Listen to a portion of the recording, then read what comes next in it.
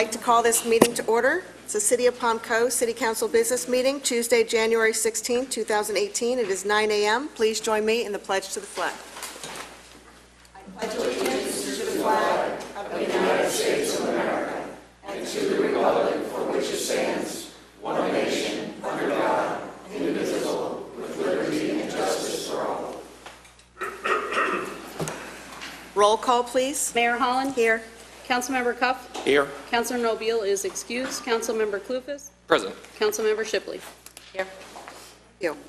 We'll now have public participation. Any member from the public wish to speak on items not on the agenda, please come forward now to the podium. Please state your name, and your 3 minutes will begin following that. Steve Carr, Palm Coast. False impressions that if health issues from traffic fumes and traffic noise and dust are not noticeable right away, then there is no issue. Scientific studies tells us over time that the harm builds up until it manifests its harm as some kind of disease such as cancer, heart disease, asthma, diabetes, just to name a few. False impressions that if the vehicles are moving, that the fumes and dust are not making its way into homes. How many of you would be willing to jog behind the heavy traffic on Florida Park Drive and say the fumes and the dust is not harming my health? From a Harvard study, it says within 300 to 600 feet of a busy road is where you'll find elevated levels of major pollutants. From Associated Professor of Environmental Health and Risk Assessment of the Harvard School. Florida Park Drive, according to FDOT, has approximately 8,600 cars per day, just 60 feet from the bedrooms of children. Many of these pollutants are carcinogenic. Another study says additionally children have many more years ahead of them in which the accumulation of damage caused by auto emissions or can manifest itself as diseases or disability. Some of these diseases might even shorten their lifespan. The City of Palm Coast has known since 2003 that the traffic on Florida Park Drive has been heavy. It was said so in the minutes of January 2003. And yet, every project that has been in that area has added traffic to Florida Park Drive. What good is it if you go to a doctor if you're not willing to do what is required to protect your health? What good is it to have scientific studies on what harms residents' health if the city officials will not do what it takes to protect the residents' health? Ignoring a doctor is intentionally harming your own health. So what is it ignoring scientific studies that harm residents from when traffic is close proximity to the homes? So I would like to ask for this year is that the city do something to help prevent Florida Park Drive from being a thoroughfare to exchange traffic between the two parkways, Palm Coast Parkway and Palm Harbor Parkway. Thank you. Thank you for your comments. Next speaker.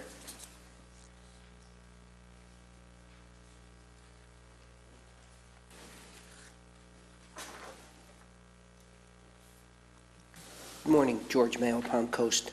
As you may duly note later on, I'm not sure that you would, but I just want to remind the citizens that there is a meeting this Thursday night, 5:30, at the Community Baptist Church on Old Dixie Highway concerning the Florida DOT putting in a roundabout at the intersection of Old Dixie and US 1, the site of many fatal accidents. And it seemed in past meetings that I've attended that the county commission would be more interested in putting in a traffic light as opposed to a roundabout. But that will be discussed at that meeting. That is the DOT's plans to put in a roundabout. The public is invited at 5:30 to look, and then comments, and the meeting will take place at 6 o'clock. So anybody who travels there knows that intersection, knows what it's like. And if they have anything to view or say about it, that's the time. Thank you. Thank you for your comments. Next speaker. Seeing none, I'll close public comments. Thank you for your comments, Mr. Carr, and thank you for your comments, George, as well. Okay.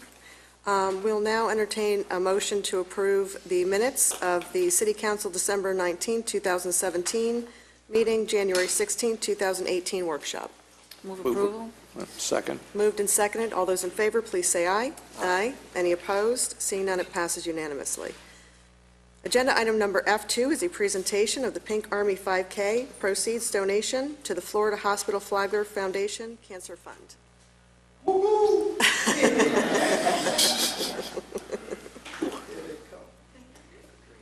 is that pink man? Yeah.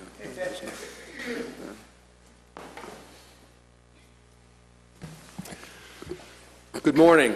Morning. Thank you all for allowing us to be here again on our annual check presentation day. I'm John Subers. I'm the director of the Florida Hospital Flagler Foundation. The Pink 5K, as we have done annually every year, I believe was our biggest and most successful one this year. A lot of that has to do with our community support. Hilga Van Eckert, an Economic Opportunity, once again was our chairman, and thank you, Hilga, with the support of Katrina Austin and Lily, who did so much for us. We have Sabrina Crosby here representing the school system, which provides all the outside the running race activities, from the youth orchestra to the cheerleaders to the colors and the national anthem and a lot of other things, and it's been great. Certainly we could not do this without the support of the City of Palm Coast and Park Recreation. We missed Lauren this year, but she queued us up before she went to have a baby, but both Al, they were just wonderful. So we had a great time in the Parks and Recreation, great responsibility. So we would love a photo together with all of you, but more importantly, we're raising funds for breast cancer awareness and education. We have, since we started the Breast Cancer Fund, spent $120,000. With that, we have done 611 procedures on Flagler County residents, mostly women, but a few men, and have touched over 200 lives. All of that is very confidential information with regards to who the patients are, but I know we saved some lives with our treatment and our screenings and our education. So this money today helps put money back into our bucket so we can continue to do great things for the Flagler County residents and the men and women in our community on breast cancer. So with that, and I open it up to my fellow colleagues, of course, Chief Beadle and the city has always been there. The chief missed the 5K this year. That's a little bit of a dig, Chief. But your fire chief, your fire trucks and folks were there. Sometimes the firemen will run in their uniforms, which is always good. It makes us all feel, those that don't run in the uniform say, man, they did it. I can run a little faster. But we had a dog walk this year, which was a lot of fun. So with that, thank you very much. Thank you. Let's get a picture.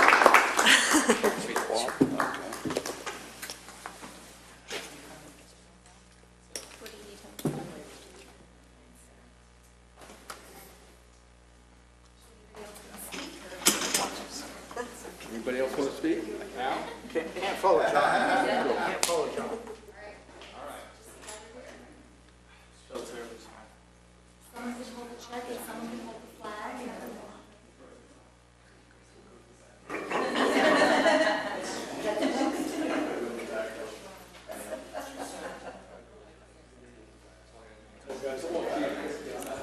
Before we get the photo, I just wanted to recognize a few people that really took part in this event, this annual event that means so much to our community. We cannot thank you enough. Florida Hospital Flagler is a great partner in many ways, offers world-class health care to our residents each and every day. We have a great Economic Opportunity Council that gives back to the community in many different ways, not just creating jobs. And our fire department, we're so very proud of each and every day for protecting our residents' lives, and of course, our school district. Top-notch school district, by the way, that is recognized statewide for all their great achievements in not only academia, but technology. So we really want to recognize all our collaborative partners. And on behalf of Florida Hospital Flagler, Chief Beadle, I'm going to present you with this photo of our fire department holding the flag, showing pride. Thank you, Mayor. Thank you so much. Nice. Thank you. Delegation again. And we had our cheerleaders there as well, so I'm going to present to you, Sabrina, two great photos of our, both the cheerleading teams that participated. Thank you so much. Thank you. All right, if everybody could just move that way a little so we can get the seal, the whole crowd wants to go that way. Pretend it's that song, we're all shifting to the right. Good. Okay, and then Brittany, if you could flip it cozy, and Mrs. Shipley, let's see your face. Okay, perfect. It looks great. All right, keep smiling. We've got two photographers today. You're good. Okay, a couple more. 1, 2, 3. And 1, 2, 3. Congratulations to everyone.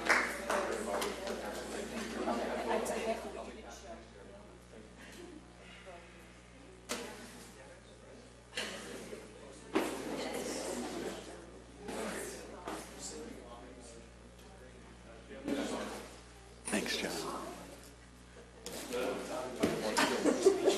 Good to meet you.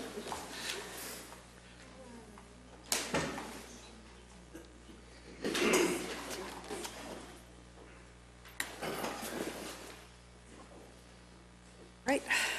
Next, we'll have a presentation, agenda item number F3 of the Flagler Schools and Flagler Cares on mental health awareness. Harry Baird, I think Colleen Conklin on that shot. Good morning. Good morning. And I believe we have there.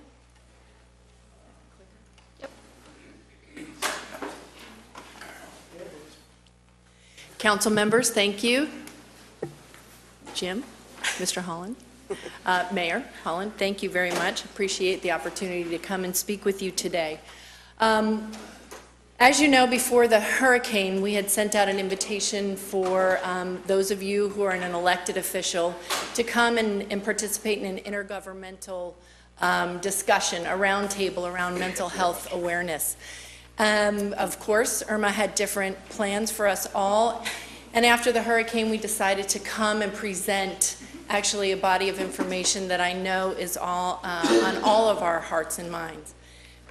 So today, I have with me, you know me, right?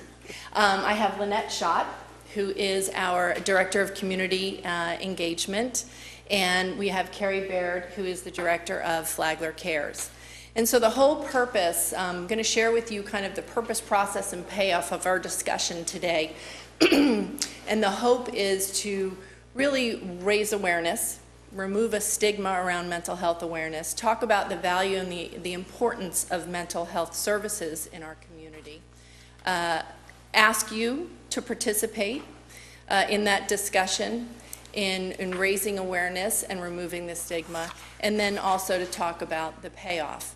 This quote is very meaningful as we look about a community providing for and supporting good mental health is a public health issue just like assuring the quality of drinking water or preventing and managing infectious diseases. Communities prosper when mental health needs and community members are met. I know every single one of you sitting here knows, and you've seen in the news recently, this continual outcry really for services. And so we must do better. I know we can do better, and I hope you'll engage in the conversation with all of us. And so now I'm going to ask Carrie Baird to come forward. She's going to share some data with you that has come directly from the community. Good morning. In late 2015, a community health needs assessment process was begun. It was commissioned by Florida Hospital Flagler, Florida Department of Health in Flagler County, Halifax Health, and Flagler Cares. And that was a year-long process where we looked at indicator data, we did a community survey, we had a leadership team, we did focus groups. Chief Beadle represented the city on our team. And through that year-long process, looking at literally 300 pieces of data, we came up with 5 priorities. And you'll see on the screen that 2 of those priorities are related to behavioral health. Maybe not what you would think a group of hospitals and healthcare providers would identify as the top need in the county. But nevertheless, adult mental health and substance abuse and youth mental health and substance abuse were prioritized. The next slide. This is just to give you an idea of who participated in the process. Again, it was a large leadership team. We had community meetings, and we really tried to engage the citizenry also in our process. We did a community survey to find out what citizens felt were priorities in Flagler County related to health and wellness. And when we asked the question, asked them to select 5 health issues they were most concerned about, you'll see that mental health was number 4. Even when you had things like cancer and teen pregnancy listed on the list, mental health rose to the top. And when we asked them what services are most difficult to access in Flagler County, mental health and counseling was the #1 response. Based on these findings, Flagler Cares was a developing organization at the time that we were going through the community health needs assessment process. So we decided as an entity to adopt those 5 priorities. And Flagler Cares' role is to develop infrastructure in Flagler County to address health and social service needs. So our focus on those priorities, especially those with mental health, have led us to develop a team in the community to look at mental health and suicide among youth and adults. So I'm going to let Lynette Schatz's going to talk a little bit about our data and what the committee has been looking at. Good morning. Morning. Mental health is not just an adult issue. It obviously also transitions down into our youth, and that is why we are a part of the partnership with Flagler Cares and with this initiative. So these are just a few more statistics that were gathered through the survey, as well as national or state statistics on specific areas that are often a peak point for mental health needs. Baker Acts are one of the ways that we track both in the school district and I know in the community, the needs of our citizens. And I'm sure you're all familiar with Baker Acts, but to summarize, it's when an individual is a danger to themselves or others, and it's determined that they probably need some services to be hospitalized for up to 72 hours or longer. And mental health counselors, social workers, and law enforcement are the ones that have the ability to make that determination. So we, as a partner in this group, wanted to share a little bit about what's happening in our school district and what we are working with mental health. 2 years ago, we made the decision to rearrange a few of our resources and put some additional supports in the schools with our students. So we increased our number of school psychologists. We traditionally, in school districts, and if you look across the state, in most states, psychologists will share anywhere from up to 3 to 4 schools where they are transitioning between the schools, and which limits, of course, their ability to work with the students other than for assessments and those types of pieces. So we made the commitment and have put psychologists. Our goal is to be 1-to-1. We are 1 psychologist away from being 1-to-1, so we've increased up to 8 psychologists in our schools. We've added social workers, mental health counselors, and licensed behavior specialists also to help support our students. And with that, we've seen some results. Prior to those changes, we had tracked 92 Baker Acts of our students. Now, we track what happens if they're Baker Acted off our campuses, and then the information that we have if they're Baker Acted out of the community. We do not always know when they're Baker Acted out of the community. If it's a family that is taking the child down, it doesn't necessarily, and they don't release the information to us, it doesn't necessarily get reported, but the law enforcement works very closely with us to keep us as informed as possible when they're involved. We reduced that down to 42 in 16-17, and right now we have 27 up through the end of the semester. So we're on track to keep those numbers down. These again, these stats show us that we transcend ages and that it's important that we be a part of the conversation. And this joint effort really is about raising awareness and raising the conversation so that individuals know to ask for help or to ask for help for someone else. And I'm going to hand this back over to Colleen. Several years ago, actually it wasn't several years ago, but a few years ago, I engaged in the conversation of youth suicide because of a student that we lost, and became very friendly, very close to a mother of Dalton Coxwell, Barbara Coxwell. And when we started looking at the data, we discovered that the suicide rates in Flagler County were, as far as the state is compared, where we should be concerned.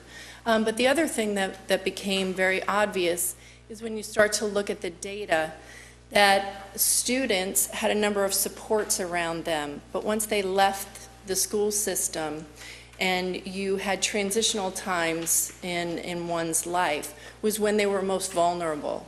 So if you look at the data that I'm showing in front of you right now, you'll see that transition from, in young adulthood, but then that transition again when maybe, children are leaving or transitioning out of the home, or people are beginning to retire and they're not really sure about their next stage in life.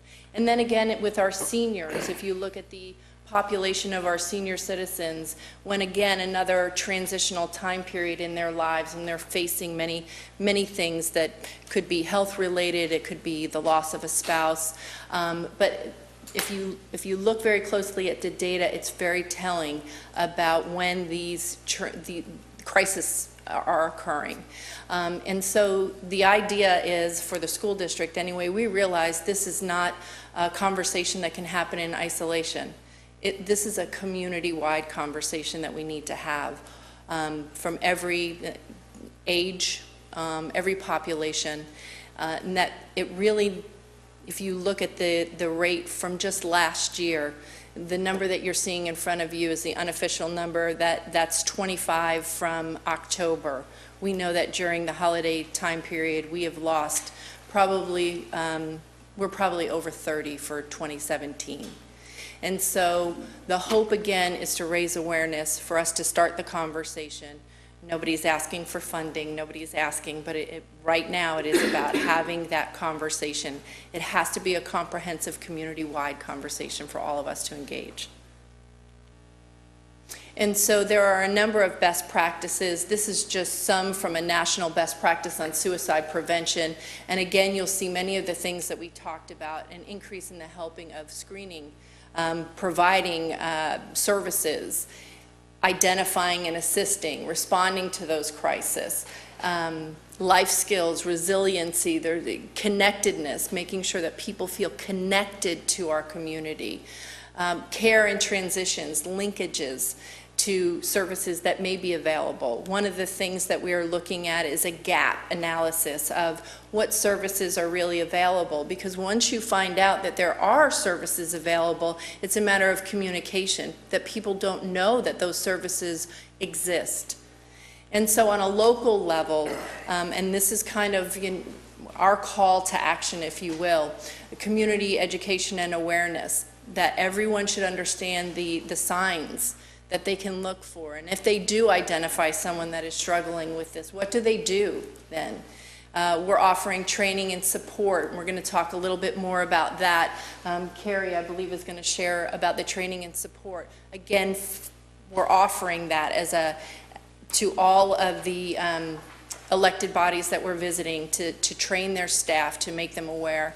And then access to those health services. Again, everyone in Flagler County should know about where those services are, how they access them, and how they tap into them.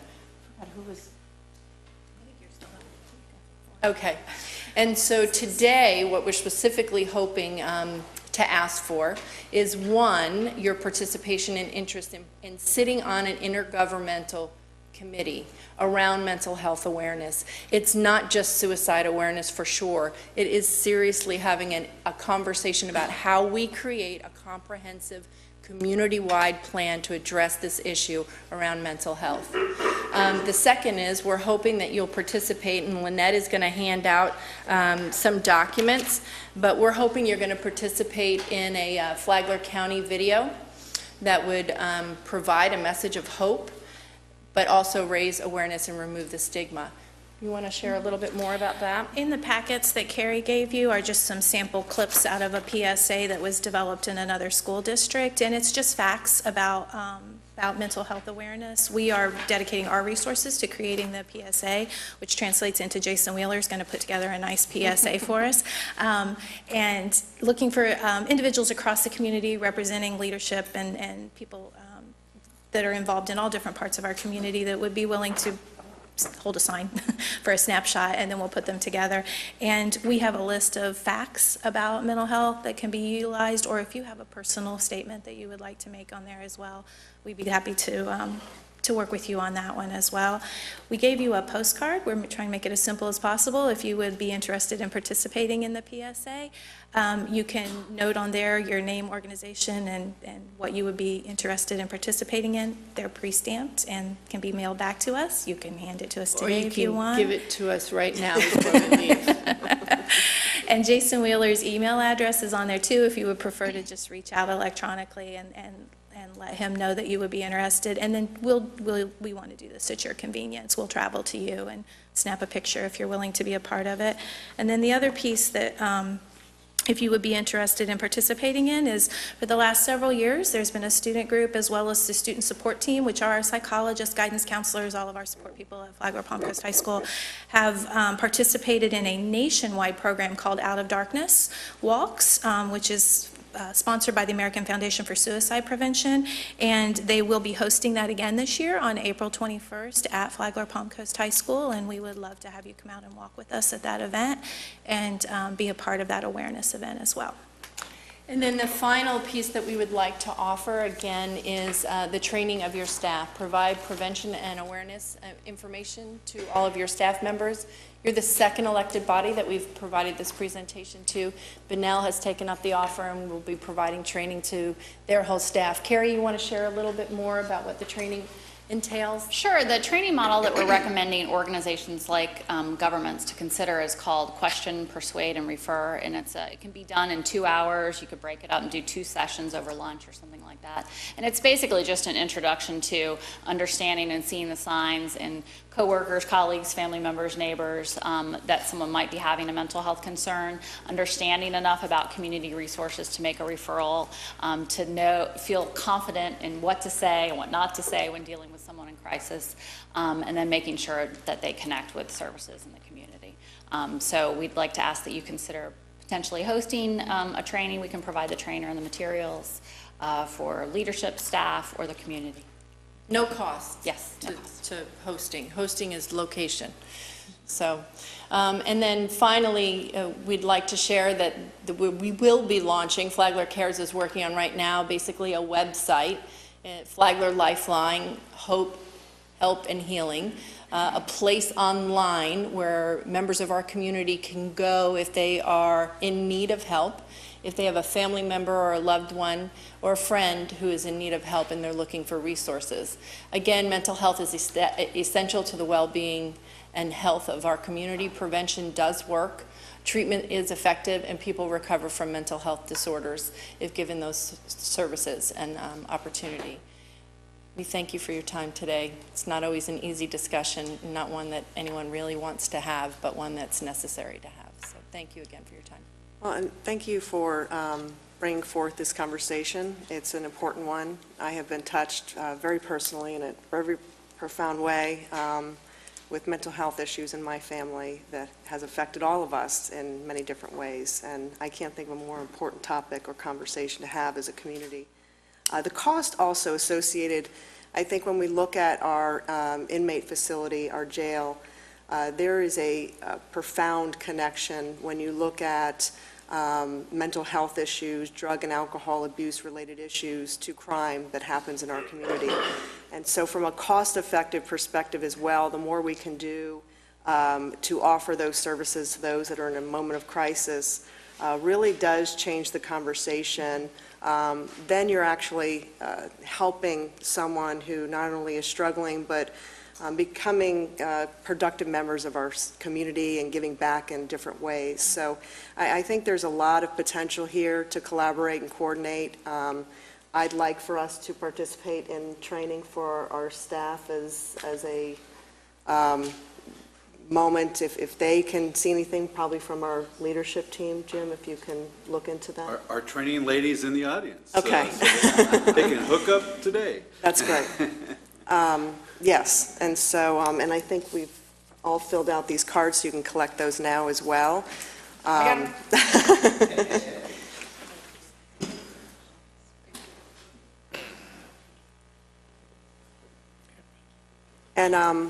definitely let us know how we can continue to participate and help and meet the needs of this topic. On a closing note, what I will say is I think once we do, those of you who want to participate in an intergovernmental discussion and sit around the table to kind of brainstorm how we approach this from a community perspective, I think one of the things that we will need to have a discussion around is making sure that legislators understand the importance of this issue and how they may be able to assist in addressing the needs of our community in that area. So thank you. Thank you again. Thank you.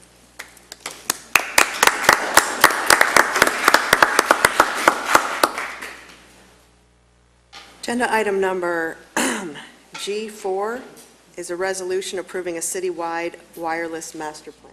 Mr. Landon.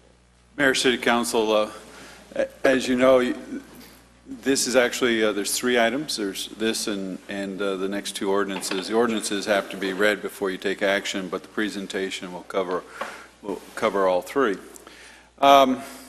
This has been quite a little project. Last year, City Council made it a priority to try to improve our cell service. You really saw that when we had hurricanes and the impact that not being able to be connected wirelessly and the negative impact it has on the whole community. So we've taken, I think, a very innovative, proactive approach and actually try to go out and recruit the big carriers to bring more antennas and actually work with our partner, Diamond Communication, on doing exactly that.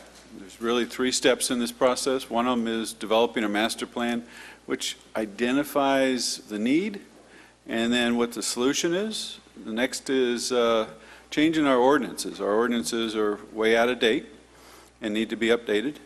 And then the third one, which was kind of a side issue that the state legislature created for us last year, is an ordinance addressing wireless facilities in public right-of-way, where state legislature says we have to allow them within our street right-of-ways, but we can have some regulations as to how that impacts us. So all 3 of those are on your agenda today and in the presentation. I'm going to, I guess, introduce Ida, and then she will introduce our guest, and they'll do a little tag team on the presentation. So Ida, please take it from here. So we worked in partnership with Diamond Communications, and the first portion of this presentation is the wireless master plan. And Randy, Don, and Tom will present. Thanks, Ida. So I'm Dan Turnpaugh. I'm Vice President of Site Management for Diamond Communications. I have with me today Tom Murphy, who is our analyst, who really was the point person on doing a lot of the analysis behind the master plan and actually, drafting it, writing it. So it's good to bring him. And Randy Kilgore, to my immediate left, is our southeast representative out to the carriers. So he's responsible for recruiting carriers into the community. I'll talk a little bit about, kind of the goals and objectives for the master plan. Then I'll turn it over to Tom to talk about how we develop the master plan. And then finally, Randy will talk a little bit about, kind of the way forward and the marketing plan to bring the carriers in once this is all enacted. So as Mr. Landon mentioned, we were brought in really officially in May of last year. And we immediately went to work looking at the wireless infrastructure situation in Palm Coast. And we immediately saw there were some areas for improvement. And really, we really analyzed all of the existing infrastructure that's here, and we noted that, there's some lacking areas and some lacking places that we thought infrastructure could be improved. So our number one goal was to improve the wireless service and create the infrastructure needed for the carriers to really provide more enhanced services here in Palm Coast. Secondly, we wanted to look at this more strategically and not really tactically. So, we really worked pretty closely with, when Tom particularly and Randy worked particularly closely with city staff to make sure that we had selected some pre-approved or pre-selected locations, potential locations for new sites. And we really looked at that kind of holistically and in keeping with the development plans for the city. And then finally, if there, we would like to try to generate revenue for the city by renting out some of the city property to host some of these new locations. So those are really our goals and objectives here. The overall wireless industry, what we've seen over the last, well, really since the advent of the iPhone about 10 years ago now, is really increased rapid demand growth for wireless services. There's a lot more applications, a lot more things being used for along wireless phones, and the amount of data that's being pushed through these wireless networks is staggering. That 2016 number that's on there, that exabytes per month of 7 exabytes, and you kind of think, what's an exabyte and what's that mean? That number, 1 month of data that was being pushed through wireless networks in 2 years ago now, which is now less than half of what's being pushed through today, that 7 exabyte number really represents all of the data created by mankind up through the year 2000. So all of the pictures, all of the video, all of the data that's being pushed to Facebook and to Twitter and whatnot is now, that's how much is being pushed through wireless networks every month. And actually, we're already at more than two times that, and we're going to, 49 exabytes here by 2021. So in order to keep up with that, there's a lot of things that have happened for the wireless carriers, one of which being antennas being placed, radios being placed behind the antennas on the towers. So we'll talk about that, and that kind of creates an issue with regard to the ordinance. And just generally a need for more sites, of course, as well, is really the main thing. Also, we're a lot more dependent on our phones, I think. There's right around 50% of households in the United States don't have a wired phone. So this is everyone's lifeline. So it's important to have coverage. And I think on this next slide, some of the key concepts that we talked about as we work to develop the plan. Coverage versus capacity, and macro cell versus small cell. So macro cells are kind of your typical towers that you see out there that are, 100 to 150 feet tall, have an array of antennas of 6 or 9 or 12 antennas per carrier. And small cells are kind of the street furniture sites that you see now being developed in larger cities that have a lot of capacity, have capacity issues and already have coverage. And when we looked at Palm Coast, it's really sort of an area right now that coverage is really the main objective, and coverage is really the area of most opportunity, I think, for wireless development. Capacity, there are probably some areas in Palm Coast where there is coverage, but there's not enough capacity. And those might be areas along Palm Coast Parkway, for example, where small cells might have a role in the more near-term future. But for now, we really think that macro sites are needed to provide kind of that blanket of coverage that's still kind of lacking in a lot of areas of Palm Coast. We talked a little bit, or I talked a little bit about concealed versus non-concealed, and full array versus flush mount. So, you know, the ordinance right now, as it stands, kind of mandates concealed sites that are, if they're above 100 feet. And that, I think that ordinance, and Ida will talk a lot more about this, but that ordinance went into effect, I think, in 2005 before the iPhone, for example. And it was also a 3G environment versus a 4G environment, which we're at today. So LTE, if you've heard of LTE, that's what 4G is. In the 3G environment, it was much easier to have concealed sites and have flagpole sites, for example. Again, those radios weren't sitting right behind the antenna, so just physically, there's not really a lot of space inside of a flagpole to accommodate that. And then you're also limited as to the number of antennas that you can really put inside a flagpole, unless you want it really, really, really big. So that's sort of another issue that we looked at in our wireless master plan and also in our comments with regard to the ordinance changes that are being proposed. And then tall versus short.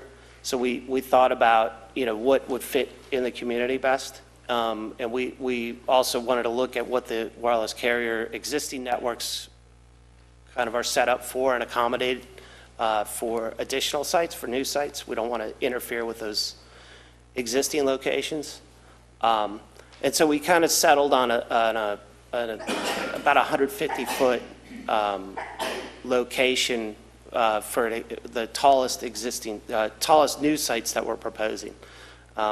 A lot of areas and a lot of new coverage areas are, you know, might be taller in other cities, but we think that we can accommodate what the carriers need by building kind of right about 150-foot towers and accommodate all 4 carriers on those new sites.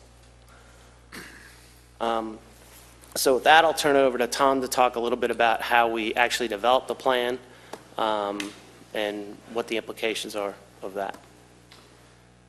Hi, everyone. So again, we performed an analysis to identify how we could achieve the objectives we laid out at the beginning, improving wireless service while being mindful of the community surroundings and making sure that we don't engage in a massive proliferation of infrastructure around the city. We wanted to be as strategic as possible and put new infrastructure in locations where they could cover the largest area while fitting in, while meshing, I guess, with the carrier networks. So the first step that we took was figuring out where each carrier in Palm Coast was installed and the potential coverage area of that installment. So you'll see on this picture on the left, what that generating this model here involved was collecting a lot of information, significant help from city staff from leases to building permits to other public FAA and FCC information and site visits to figure out a couple key factors in carrier coverage for producing a model. Those are frequency, height, power in use, and the type of penetration you can expect from the site itself. So first thing we did is we took each of the 4 major carriers. We put all that information into our modeling software and generated a map that indicated areas of the city that probably were in need of improved coverage. The next thing, again, our objective is not to create a massive proliferation, but to utilize, where possible, existing city infrastructure to mitigate these gaps and improve service. So we looked at towers within the city, both owned by Palm Coast and third-party tower companies, either on Palm Coast property or even private property, as solutions to mitigate each carrier's coverage gap. So that's the light blue circle as you see it here. This is solving their coverage issues without additional infrastructure. Of course, there still remains some significant gaps, so we identified areas after this that required better service and then overlaid city and publicly owned properties in and around Palm Coast that would be suitable to host new additional wireless infrastructure. So we identified 10 areas that need improvement, and we're able to find about 10 solutions with a couple backup properties should those not suffice.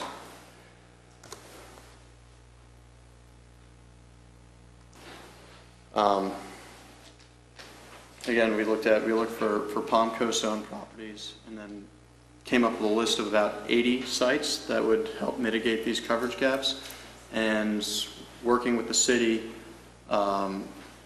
we provided those sites, and they really combed through them at a very detailed level, and looking at setbacks from houses, the size of the parcel, whether it was on a floodplain, the potential visual impact on the surrounding community, and what the property was either intended to be used for or its current use. So the picture on the right is an example of a property that we had initially proposed as a solution, and the city staff determined it was too close to the homes, and we pushed off to a larger property which was equally viable from a development standpoint, but also met the city's standards for ensuring the development is in the best interest of the community. Ultimately, we ended up with 29 properties, 25 of which were city-owned, and another 4 were either county-owned or owned by the Flagler schools.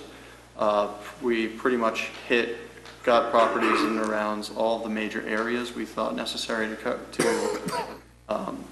cover initially, so we're very pleased with what all the work between ourselves and the city staff was able to come out with. And those properties and our proposed requirements in the ordinance, kind of a product of that'll hopefully enable us to solve Palm Coast's wireless issues in fashion. Thank you very much. Hi there. So obviously the city has a real interest in improving coverage. As Dan discussed, the primary focus of the wireless master plan is to deal with some of the areas of the city that are not properly covered. So with the wireless carrier environment right now, there's pretty intense competition for the available capital that the carriers have. There's all sorts of initiatives related to kind of how the industry and technology is changing. So there's competition for small cells, capacity type improvements. There's fiber networks. A lot of the carriers are running dark fiber networks out to their sites. There's Internet of Things applications that the carriers are focusing on. FirstNet, which AT&T is working with the federal government on to provide a dedicated first responder network. So that's currently underway. All the states have opted into that program. So there's a lot of competition for the capital. Palm Coast is maybe a little bit behind some of the other communities related to coverage. So, we want to, and the plan is, assuming the ordinance passes, the wireless master plan, if it's approved, the plan is to approach the carriers and really show that Palm Coast is serious about improving coverage. And we want to set Palm Coast apart from other jurisdictions and show that willingness to improve service, potentially add new infrastructure on city properties with a sort of a fast-tracked approval process to get, ultimately to get more sites in the city to help the residents, businesses, and visitors to, have a better experience. Council members, any questions? I have one. So you said this gives us a better advantage as far as demonstrating to the carriers that we're willing to do business. So carriers are going to come here because, A, they know that the need and demand is here to support the expansion of cell phone coverage here. Historically, have you engaged with the carriers to determine if that's been a challenge for them? Where did this conversation stem from of Palm Coast being behind as far as the coverage? And are there barriers? Obviously, this takes care of the barriers and addresses the barriers that you feel have slowed the process down a bit when it comes to those relationships. But do you feel very confident sitting here today that this strategy and approach will have them lining up, or what's your assessment? Yeah. You want to answer that? Yeah, I mean, lining up may be a bit of a strong word, but no, the carriers, from the discussions, I've been in contact with the carriers. I've informed them that we were working with the city. Of course, we completed the contract last year.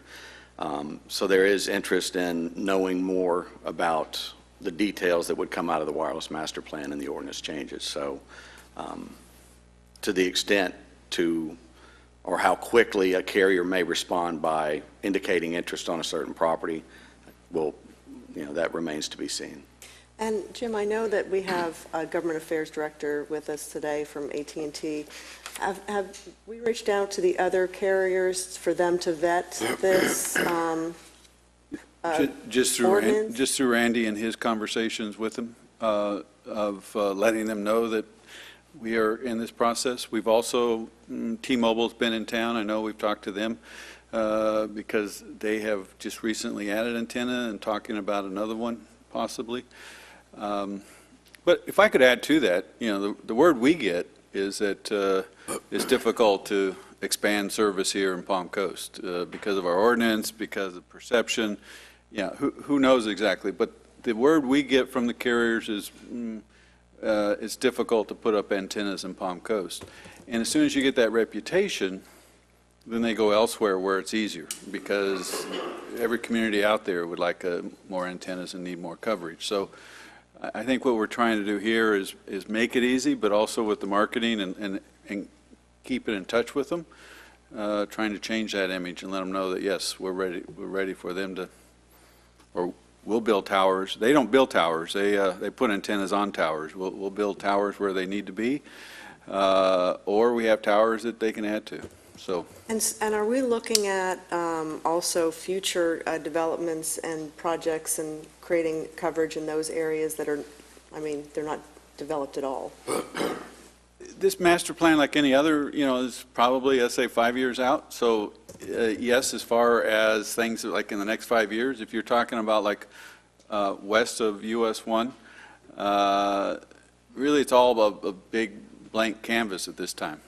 As we develop city properties and potential sites, and that would be the time to look at it. But there is no way of determining where a good site is out on just thousands of acres of tree land. So this is not going to be a stagnant process. You have to stay flexible. That's why we have so many sites we're proposing, is that we want to be able to be flexible enough with the carriers, because they're the ones ultimately make that decision. And we can provide them with data, and Diamond has done their research, but they're still going to do their due diligence too. And so I think that having some flexibility is important. I think we've done that. So in the future, we're going to have to continue to evaluate new sites as we continue to grow. Okay. Any other questions? Yes. I'm curious about the terms of lease agreements that we're going to be going forward with as we approach the different carriers. I know today our lease agreements are somewhere around $30,000 per year per carrier for the city-owned antennas. And I know that adjustments were going to be made to that as part of the wireless master plan, but I didn't see any proposals for monetary amounts going forward. And part two of the question is, how aggressively are we going to market our existing infrastructure, giving financial incentives or however creative we want to be to try to expedite the process of getting carriers onto our existing infrastructure? Because if we're going to be building new poles, we're still looking about a year before any implementation actually occurs. Could you shed some light on that? The existing the existing sites and towers, they have been marketed to the carriers. I know that some carriers are probably more present than others at this point.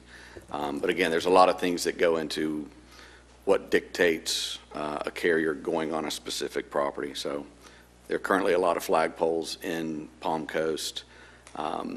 With the tower-mounted radios that Dan mentioned earlier, the attractiveness of flagpoles, especially the older, smaller ones, generally the carriers just don't get the bang for their buck on sites like that. So Ida can talk about what's planned. But again, yes, the existing sites are being marketed. But if this whole process is approved, we will actually offer up to them being able to put their antennas outside those flagpoles, based on conversation at the workshop, with the idea that hopefully, if the structural can handle it, and that's a big, you got the engineering side of it, and there's other sites out there, and some of them aren't city-owned, but yeah, we will continue to market. We have a new one recently on county property there on Colbert Lane that I believe has one antenna that hasn't been activated or was activated. It was recently. For Verizon. Yeah, it's got a couple, 2 or 3 more opportunities. We'll continue to market those too, not just our sites, but every tower out there. Recently, the one here right next door, FPC, T-Mobile went on that. So anytime we can get antennas on existing sites, that's better than building a new pole. So that's going to be very much part of it. As far as your question on lease terms, that is, kind of the next step as far as how much the carriers, what the market will bear at this point. Diamond will be very much part of those negotiations. Our agreement with Diamond is that this whole process, we pay nothing up front, and that it is they receive a portion of the, they have to, if it's a tower, they build a tower and they receive more, but the total cost of that infrastructure is Diamond's. And then we have a lease on our property. If it's an existing, we receive, I believe it was 60%, and if it's a new tower, it's 40%. I'm not sure if those numbers are exactly correct. Exactly what the market is, Mr. Clufus, be honest with you, I've suggested to him, first 3 years could be free as far as we're concerned, trying to just provide that incentive, and then after that, we would go market rate. I don't know if that's practical or if that's what Diamond's thinking exactly, but those are the kind of things that right now we're just interested in trying to encourage them to come. That's encouraging. That's absolutely what I was going to suggest. Even if we have to somehow supplement that, those critical infrastructure improvements are going to be a little far out if we're building towers, but to get it more quickly, personally, I wasn't sure how the rest of the council felt about being as creative as possible with the terms for adding equipment to our existing structures. I think that incentive versus a new tower makes a lot of sense, and that's what we've been talking about. We'll promote. Any other questions, council members? Now we'll open up to the public. Any member of the public wishes to speak on agenda item number G4, please do so at this time. Good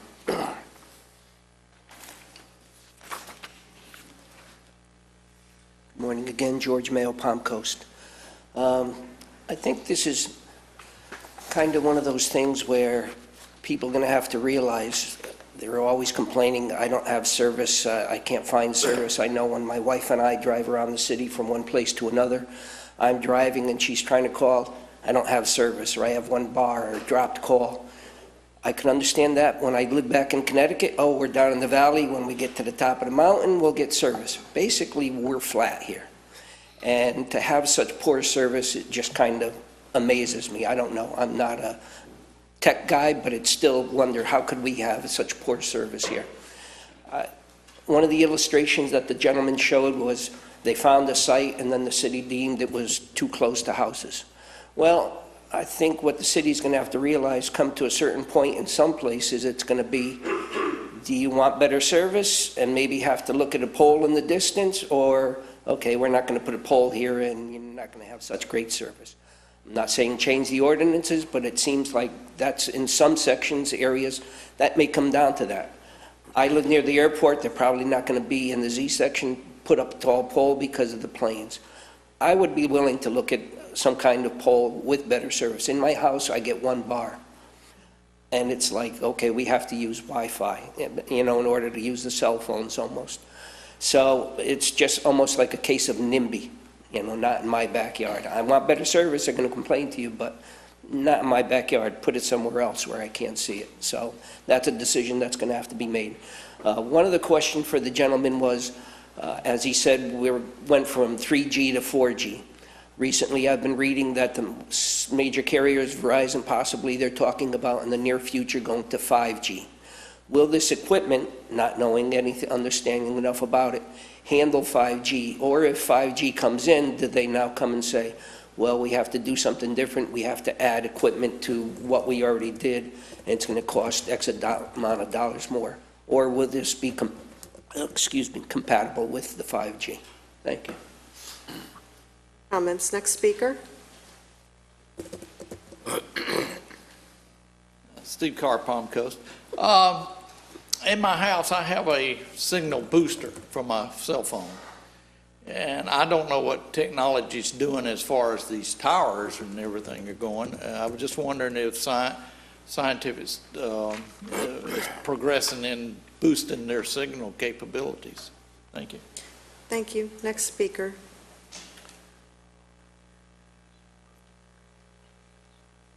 Good morning. My name is Stephanie Capehart, resident of Palm Coast. I feel like the relationship that we're getting into with Diamond Communications is unnecessary because we have dedicated account representatives from each of the carriers, AT&T, Verizon, Sprint, that can work directly with our government. Their whole purpose is to work with city municipalities, government agencies at the city and county level. So I just feel like we're getting into a long-term relationship here that isn't necessary, that we are going to end up paying 20% or whatever it is to Diamond Communications for a long-term plan, 5 years. In 5 years, the technology is going to be completely different. So from my point of view, working directly with the carriers is a much better solution. Thank you for your comments. Next speaker.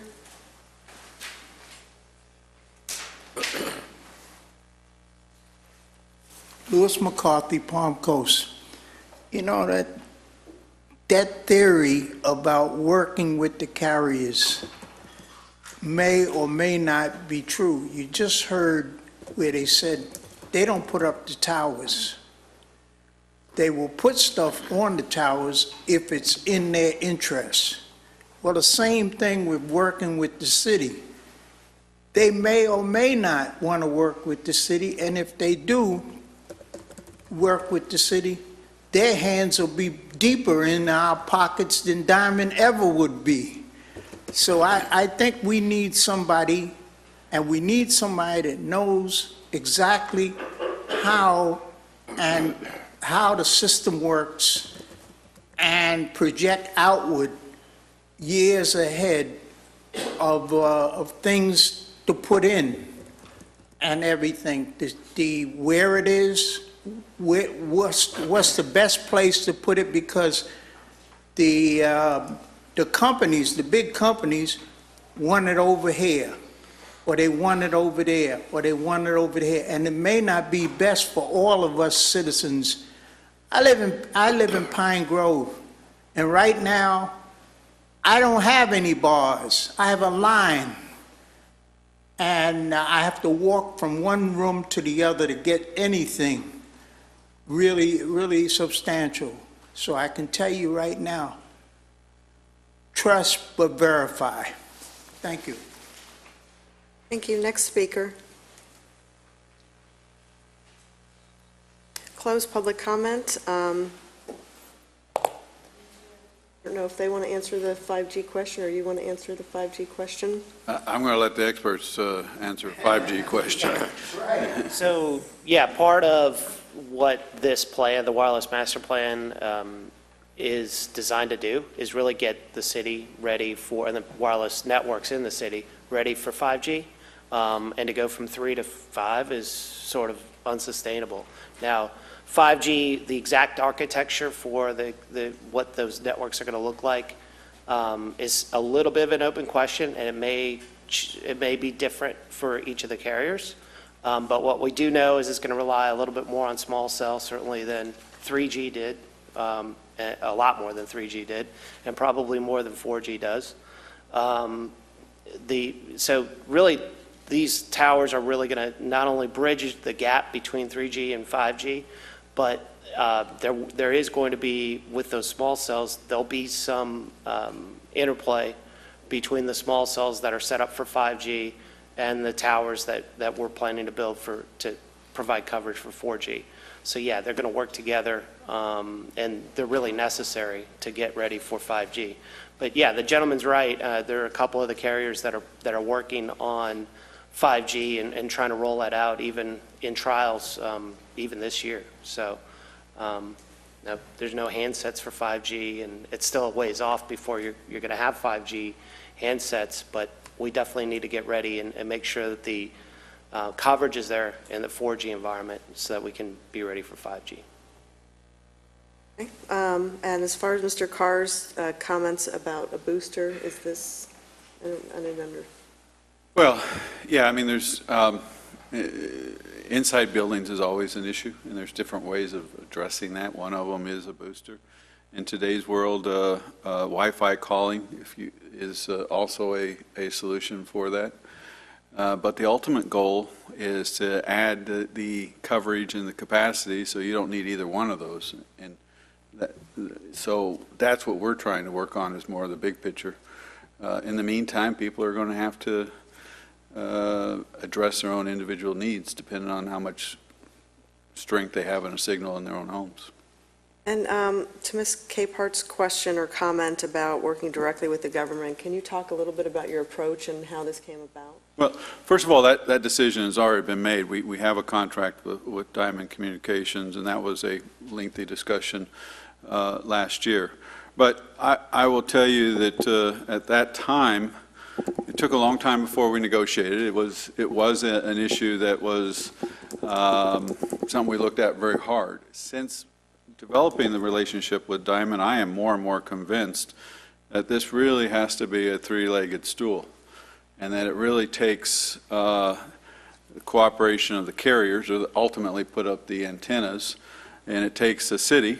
But we also, just like you need an engineer to design a street, you got to have those experts to help us with FDOT, because you have to have the technical people to work with the carriers. Yes, we have representatives, but the representatives from AT&T that's in the room, she'll tell you that she doesn't have the technical background. So it's a different relationship in working with our connections here with public relations, if you will, with the carriers versus the technical people. And so we have people that can talk their lingo, can provide the data, and I think that is critical. It's one of the reasons why we got stagnant.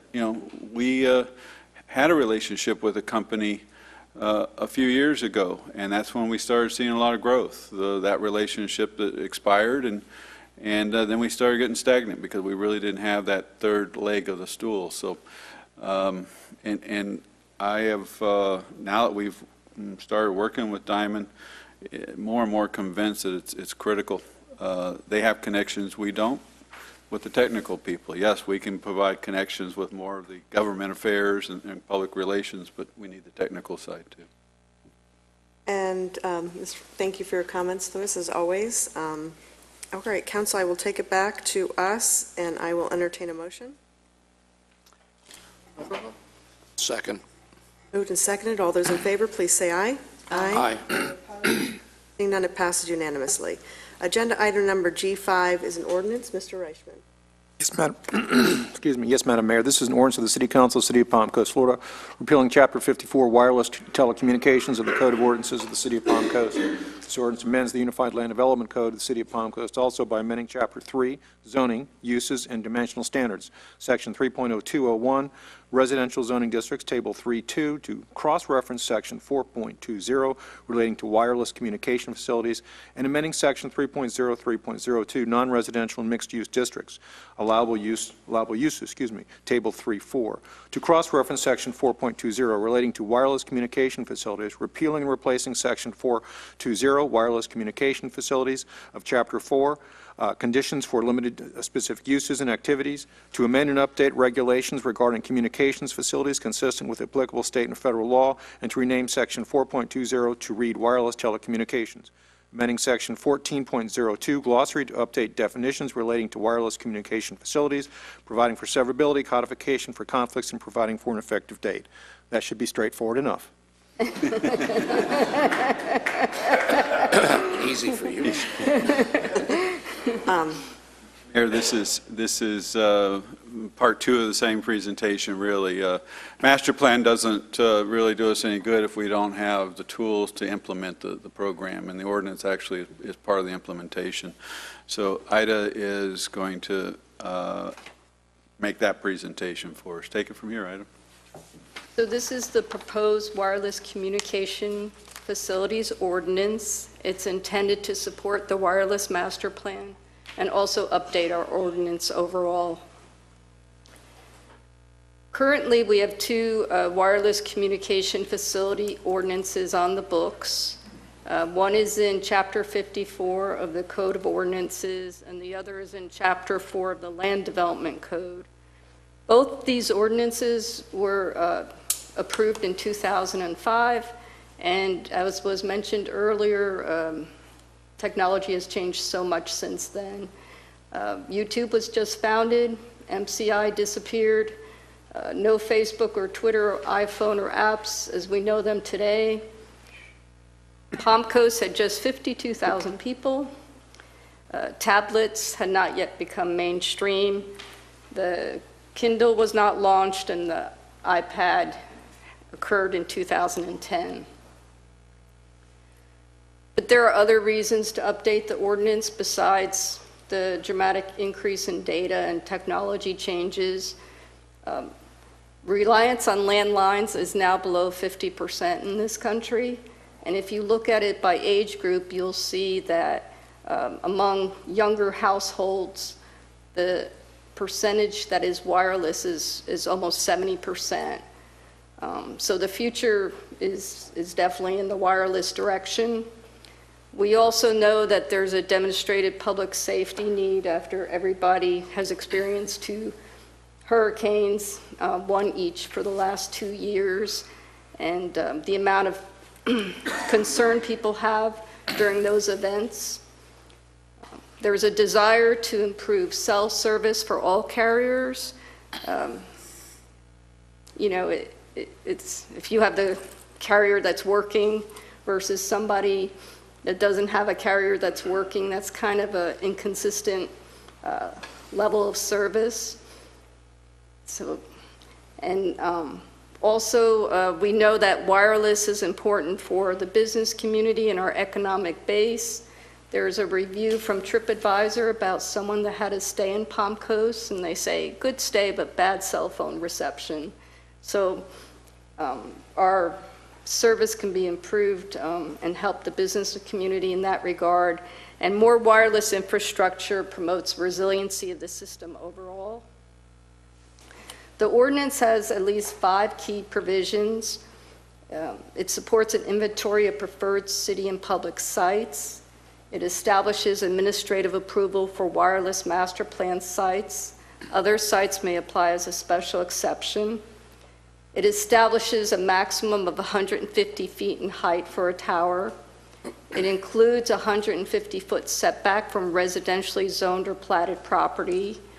It establishes the monopole as a preferred standard. And the last item is perhaps the thorniest in terms of being challenging is the antenna array visibility issue. In terms of supporting an inventory of preferred sites, it adds an additional opportunity for wireless master plan sites. City-owned property in the wireless master plan would be the highest priority. Other public property identified in the wireless master plan would be the second priority. Other city or public-owned property not identified in the wireless master plan would be third, and privately owned property not identified in the wireless master plan would be fourth. This is just a preference. It establishes administrative approval of wireless master plan sites. Other sites may apply as a special exception. Administrative approval streamlines and incentivizes wireless master plan sites. However, the proposed ordinance also expands the options available beyond that of the current ordinance for non-wireless master plan sites. It creates a consistent height standard for both options. Wireless master plan sites will be further guided by lease provisions. Special exception sites may have conditions applied to them as part of the special exception process in the Land Development Code. It establishes a maximum of 150 feet in height. This is above the tree line to facilitate transmissions. It allows for 4 carriers to locate on a tower, with the lowest co-location being at 120 feet, again above the tree line. Whereas if you look at the graphic, a lower co-location at 60 or 70 feet has reduced coverage, almost by half. Promotes the efficient use of infrastructure, and 150 feet was used as a basis for the wireless master plan analysis. Fourthly, the proposed draft ordinance includes a 150-foot setback from residentially zoned or platted property. This was a standard set forth in the Palm Coast overlay. Wireless master plan sites do not include any residentially zoned properties. The proposed draft ordinance establishes an extra justification requirement for towers proposed in residential within the confines of law. 150-foot height setback requirement is an added safety component, and we believe that the wireless master plan allows for an inventory of suitable sites in lieu of residential candidate sites. The proposed draft ordinance also establishes the monopole as the preferred standard. Monopoles are recommended in the wireless master plan. Lattice and guide towers are prohibited. Those are the sort of Eiffel Tower looking towers, or the towers that have extending cables. Monopoles have a smaller footprint and are more compact. In terms of antenna array visibility, the draft, and there was some discussion of this at the work session, the draft provides language on this. However, we've been discussing this issue, and I think the discussion is ongoing. The draft ordinance says it may be full array, flush mounted, or concealed. However, what we've learned is that today's technology increasingly demands full array to meet coverage needs. So to better, kind of a pun, flush out this issue, we provided some photos. The photos on the left show what's referred to as a flush-mounted antenna. Those are the more compressed arrays. I think it's important to note that it's still visible, right? It's flush-mounted, but it's still visible. And what we learned is that it reduces the functionality of those antennas.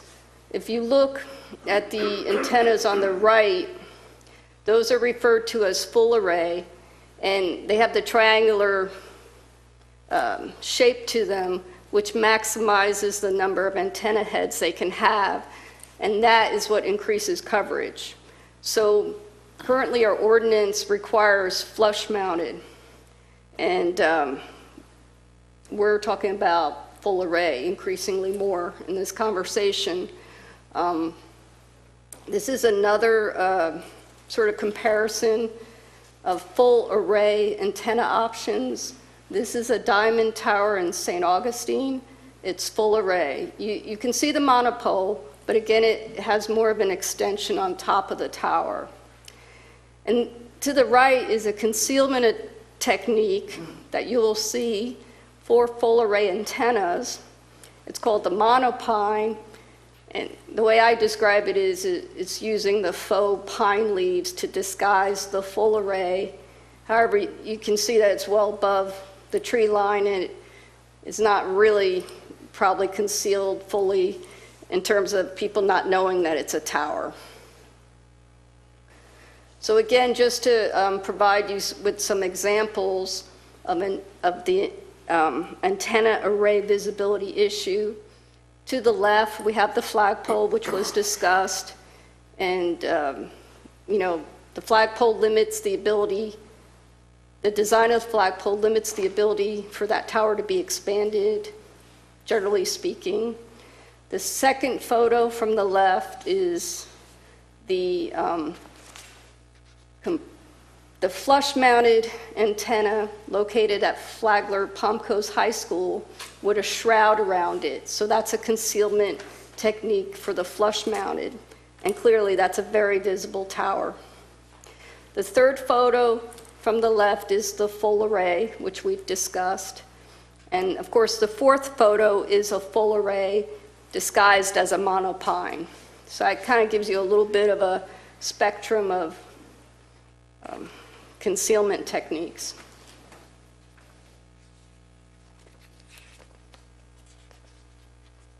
So in terms of comparing our existing ordinance with the proposed ordinance, our existing ordinance predates our 2008 land development code.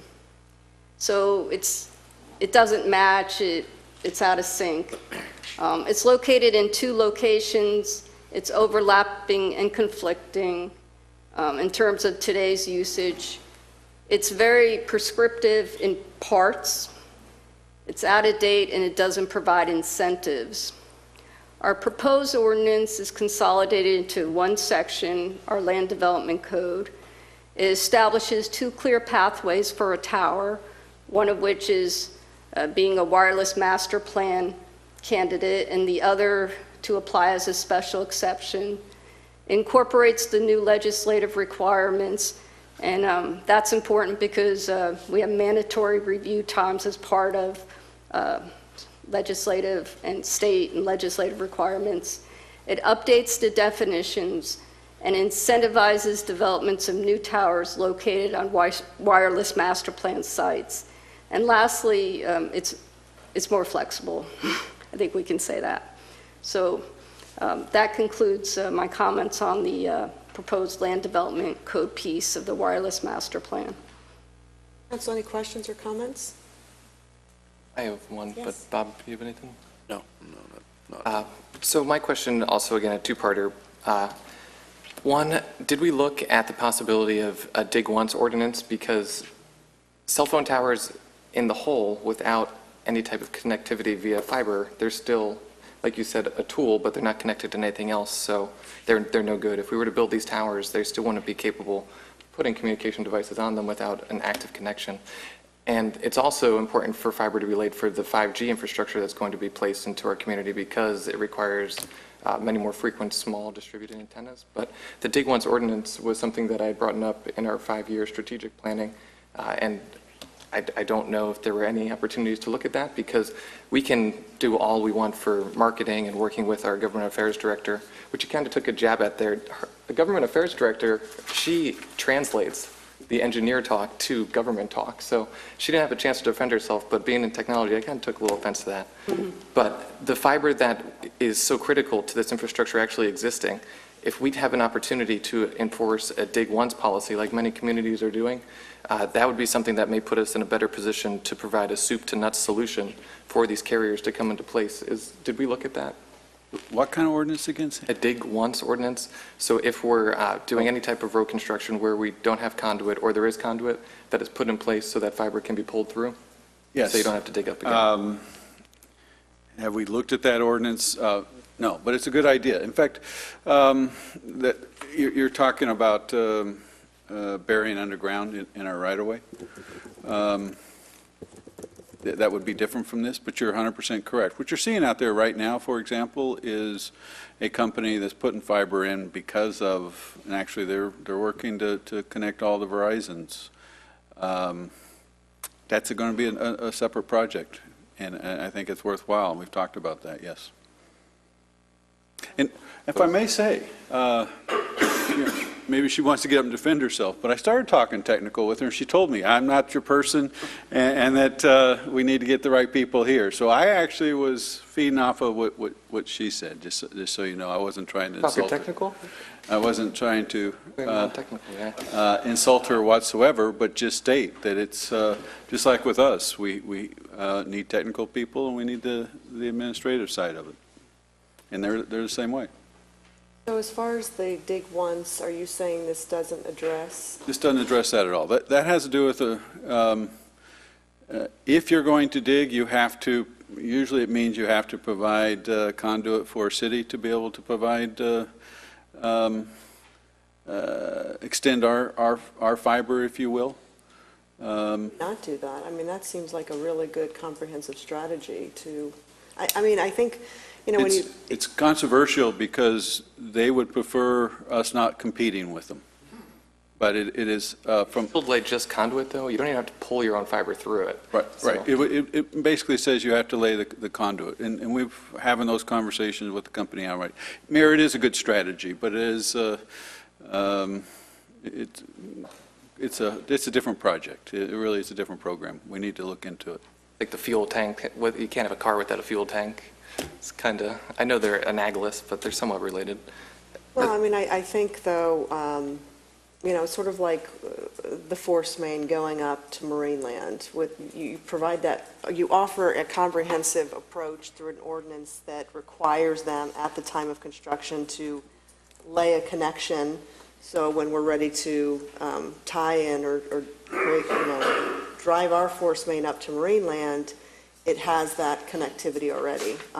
It's almost like getting off of septic, which is a great idea over the Barrier Island. But I do think the approach of sort of, we are looking at this as more of a comprehensive approach than we have in the past.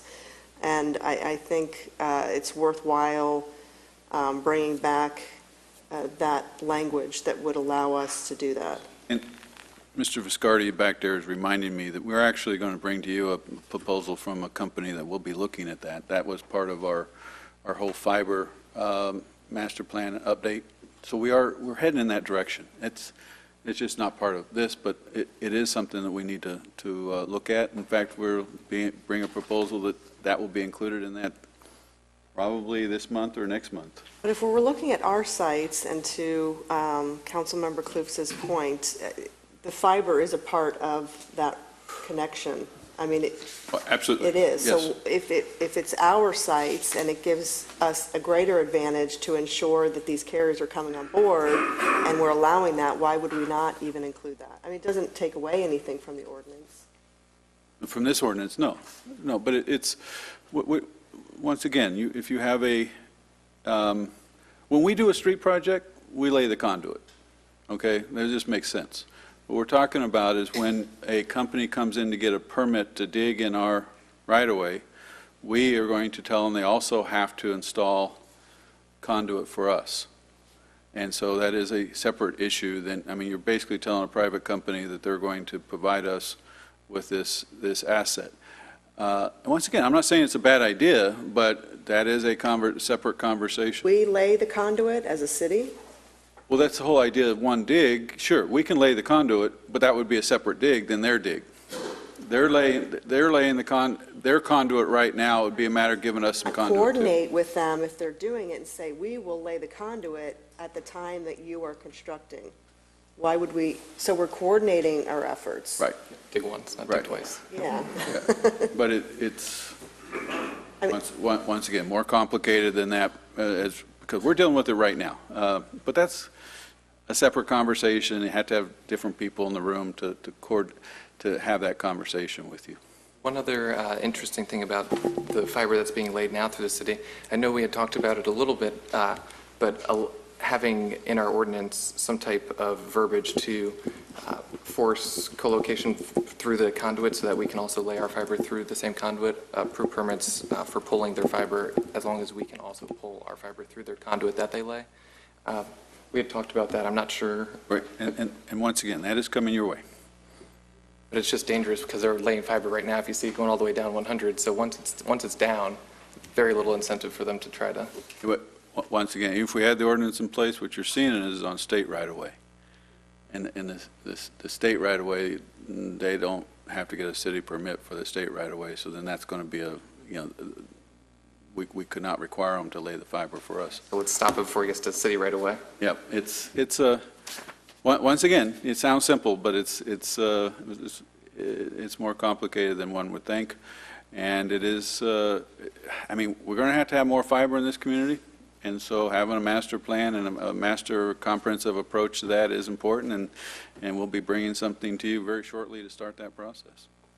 I think why it is connected is, I mean, more and more people are using their mobile devices rather than even their desktops. I mean, desktops are not utilized at all as they were a few years ago, and I think it's going to be a continual trend moving forward. I know in my company that I work for, we market through a tool called HubSpot, and it allows us that every email that we send out to determine how many of those potential readers opened it, and then what they opened it with. So there's even a picture, so it allows us to take our marketing strategies and cater it to a mobile device, because we know that it's going to be viewed in a matter of seconds, and then they're going to either close it or not. So I do think the conversation is really critical when it comes to not only cell phone service, which we have to provide for our residents for safety measures, but also the technology that goes along with these devices, with the capabilities of Wi-Fi, high-speed internet, those kind of things. More and more, they're going to be utilized through these devices. Absolutely, and the talking is not the issue. It's all the data being pushed through the wires and the air that's really the issue as far as capacity goes. And any questions other than that? Yes. So trying to understand the Dig Once ordinance, what we're doing here now, is that going to make it that we're duplicating it? We're doing something twice, which is going to cost us twice as much?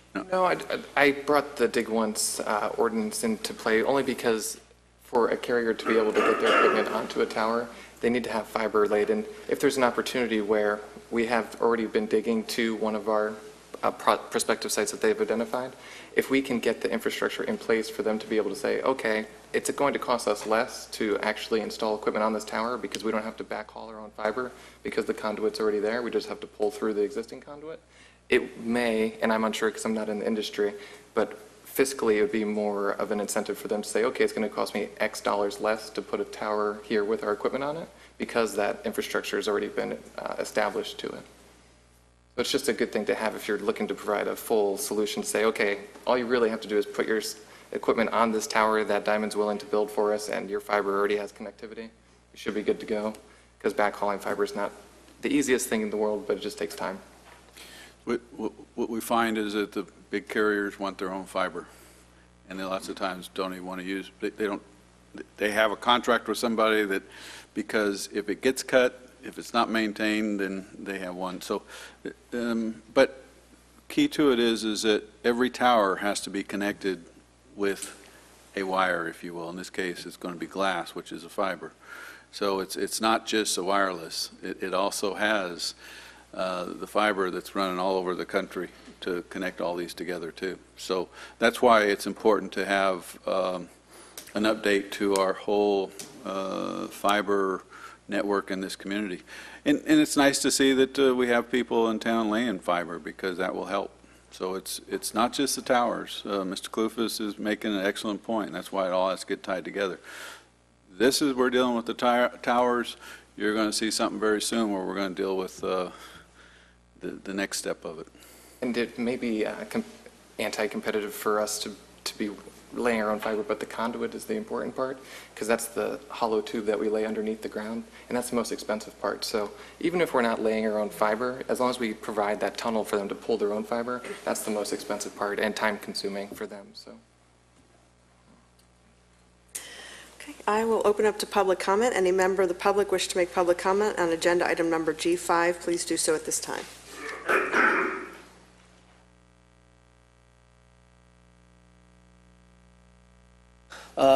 If the question is whether to have flush mount or full array, if you're putting up these towers, it seems like the only perfect solution is to allow full array. Otherwise, it seems like you're tying your hand behind your back trying to do something.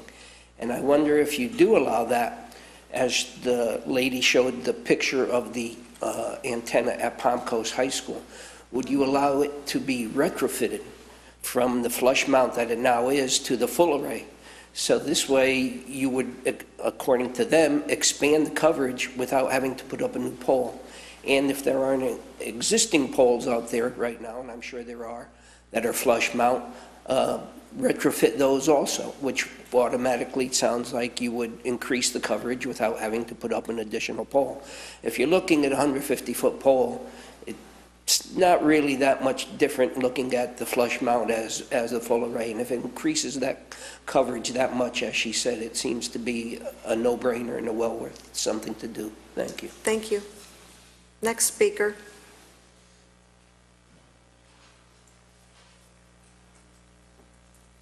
Hi, so I know it seems like I have a lot to say here and that I should know a lot, but I really just have friends that are in the industry. Mr. Clufus, you said, you know, you weren't in the industry, so you didn't know quite as much. But what I'm hearing is we're talking about building towers.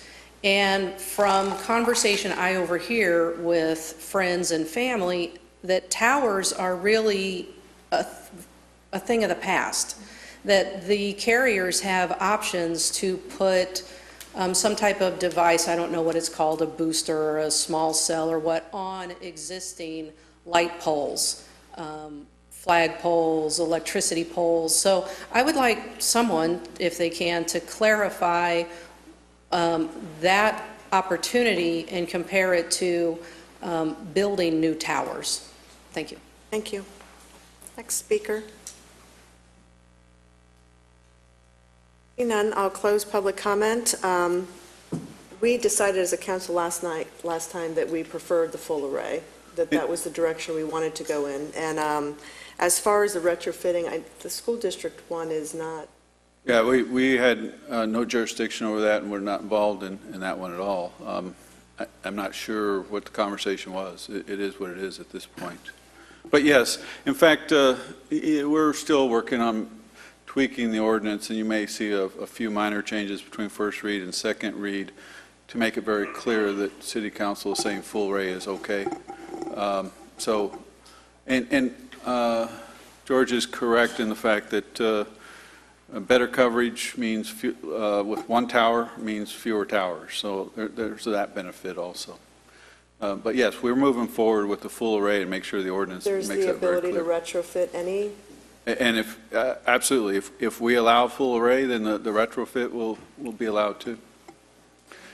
And as far as Ms. Capehart's comments, it was my understanding that the carriers do not prefer flag poles due to the fact that it doesn't provide the coverage that. Well, I think she's really talking about the next ordinance. So let me try to, this is one of the things I learned in this whole process is, and it was actually in the master plan, they talked about a little bit more of having the coverage versus the capacity.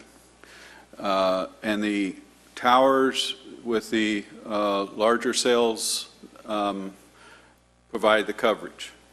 The problem is that you still have to have the capacity, and the capacity comes when you have a lot of people who end up in one location, a sporting event. You know, a good example here was during the hurricanes. People said, well, my coverage was poor. One of the reasons is because we had I-95 at a standstill with, guess what they're all out there doing? They're on their phones playing video games, etc. So the capacity started going down because we had more people using it. So the capacity, what the industry is headed towards are the small cells. That is the future. And that is where they put smaller cells on existing light poles. They may be able to put it on a mast arm of a traffic signal. And the next ordinance we're going to talk about is going to allow those also. So it's really a combination of needing the coverage so you don't have a gap, because the small cells don't work well unless you actually have that good coverage. And so we need both. And that's why we're having another ordinance next to allow the small cells too.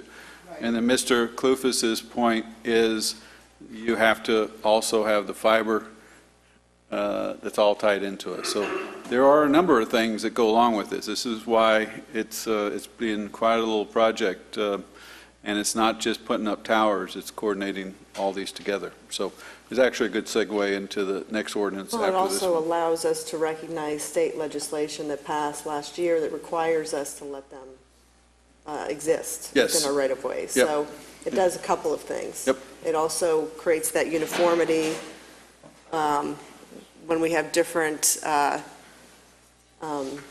carriers that are coming in and may want different things, but it allows us to have that uniformity within our ordinances that reflects that. But the point is that, you know, we're talking about the future, and we are doing that at this time too. We're not just talking about the large towers. And the towers being a thing of the past, I mean, they still have to have the towers. What the future is all about is, at least the foreseeable future, is trying to add capacity with the smaller cells. 5G is very reliant, because the signal is so dense, the propagation distance between towers has to be much closer.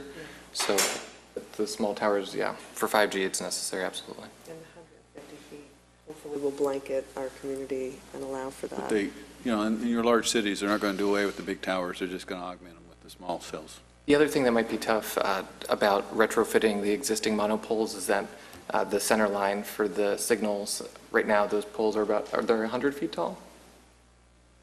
I don't think they're that tall, but I'm not sure. But I learned that from our last meeting, that the center line for the signal propagation is important, so if they're not aligned correctly, so don't want to get your hopes up. Okay. Any other questions or comments? If not, I'll entertain a motion. Move approval. Moved and seconded. All those in favor, please say aye. Aye. Any opposed? Seeing none, it passes unanimously. Agenda item number G6, an ordinance amended, Mr. Reichman. Yes, Mayor. You don't want to read it? You don't read the title? I'll let you do it. Mayor, this is an ordinance of the City Council of the City of Palm Coast for amending Section 4238, exceptions of Section 2, right-of-way utilization of Chapter 42, streets, roads, bridges, and other public places, to provide an exception for wireless facilities permitted in accordance with the Communications Right-of-Way Ordinance. Amending Article 4, Communications Right-of-Way of Chapter 42, Streets, Roads, and Bridges and Other Public Places of the Code of Ordinances of the City of Palm Coast, to amend and update the regulations regarding communications facilities in public rights-of-way consistent with the applicable state and federal law, including the Advanced Wireless Infrastructure Deployment Act, providing for severability, providing for codification, providing for conflicts, and for an effective date. Mayor, if I could give a little commentary, within that quickly read title, this new state law that you're referring to is the Advanced Wireless Infrastructure Deployment Act, and that's in Chapter 337. And oversimplifying, the last ordinance that we read really dealt with towers and where the towers, this is more looking at what can the city do to protect its rights of way, and keeping in mind that we now have certain preemptions under federal and state law, but still trying to balance the expansion of the ability to of the overall goal, but also trying to understand that we need to make sure that our rights of way are safe, and keeping an aesthetic, and those types of objectives, which are recognized as permitted under federal and state law. Yes, this is phase 3 of this whole program, and I think it's had a little introduction with the last ordinance, but and Mr. Reichman, so I won't add to that, but it's obviously a very important part of our future wireless technology. And Ida, if you'll take it from here. So as was mentioned, the Advanced Wireless Deployment Act passed this past year. I think it took effect July 1st. As we all know, the public right-of-way is a valuable resource to be acquired and maintained for the long-term benefit of the community. This proposed ordinance provides a process for the placement of micro wireless facilities and small cells in the public right-of-way. The proposed ordinance protects the city's interests within the constraints of federal and state law. And really what this ordinance does is, should we get an application, we would be prepared for one of these facilities. Questions or comments? Open up to the public. Any member of the public wish to make public comment on agenda item number G6, please do so at this time. Seeing none, I'll close public comment. I'll take it back to this council. Entertain a motion. Move approval. Second. Seconded. All those in favor, please say aye. Aye. Any opposed? Seeing none, it passes unanimously. Agenda item number G7. Thank you for your presentation. Mr. Reichman. Yes, Madam Mayor, Council, this is an ordinance of the City Council of the City of Palm Coast, Florida, providing for the amendment of the official zoning map as established in Section 2.06 of the City of Palm Coast Unified Land Development Code. It amends the official zoning map for 0.41 acres, more or less, of certain real property described as tax parcel ID number 71131 716-000-200010, located at 40 Colchester Lane, and being more particularly described in the attached Exhibit A to the ordinance. We're rezoning from multifamily residential 1 MFR1 to single-family residential 1 SFR1 zoning district, providing for conflicts, providing for severability, and for an effective date. Mayor, Council, this is a quasi-judicial matter, so if there have been any ex-parte communications prior to the reading of this and the consideration of this ordinance, those need to be disclosed at this time. Any council member? No. This particular rezoning is actually a partnership between us and the property owner, because this is the parcel that's left over from the Longs Creek Nature Preserve. In other words, we obtained most of the property except for this one lot. That property was all zoned multifamily at the time. That's one of the reasons why we obtained that property and developed the nature park. But this was the leftover parcel, and so we've been trying to work with the property owner as to what's the best match to fit with both the neighborhood but also with the park. And so this is a joint effort. So Ida, please go through the details. So this is a proposed rezoning request. We refer to it as application 3449 at 40 Colchester Lane. The owner is John Morris. The location is north of Palm Harbor Parkway, adjacent to the entrance of Longs Creek. There you can pedestrian entrance to Long Creek. There's a pedestrian easement at the entrance of Longs Creek. So you can see the nature preserve in the aerial behind the subject site. And you can see to the north that there's all residential properties. The existing future land use is residential. Again, you can see the preserve area behind the property we're speaking about. The current zoning is multifamily 1. It's 0.41 acres in size, and it's vacant. The proposed zoning is single-family 1. Be more compatible with the residential uses to the north and adjacent to it.